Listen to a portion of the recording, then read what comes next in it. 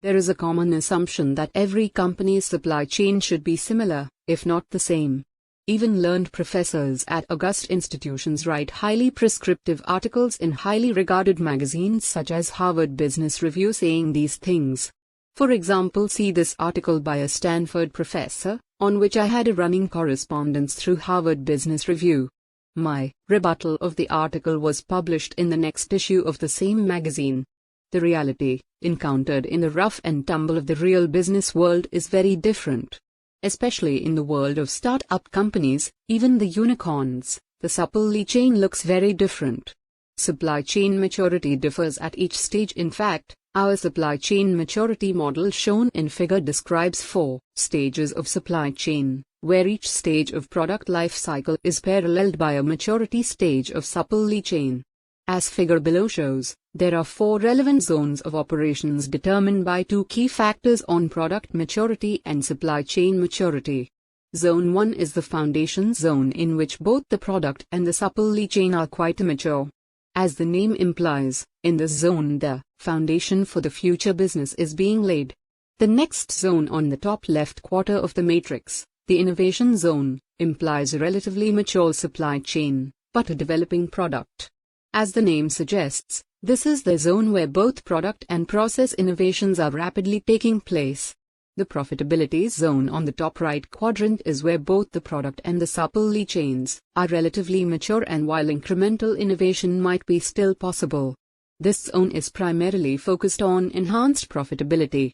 Finally, the twilight zone on the bottom right corner is when the product is reaching the end of its profitable life cycle and the supply chain becomes brittle. Profitability zone and innovation zone are the 2 most productive zones. Needless to say, the more time spent in the profitability zone, the more a company can reap rewards of its efforts. However, to maintain fresh product lines, to constantly stay on cutting edge, and to retain long-term leadership, companies will have to also spend some time in the innovation zone.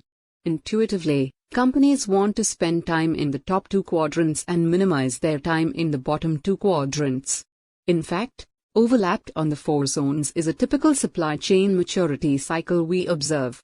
We will discuss this conundrum in more detail in Chapter 11, where we observe the advanced product phasing strategies of the 5-star network businesses. Improvised supply chain. Initially, in the introductory stage of the product life cycle, the supply chain is still very basic.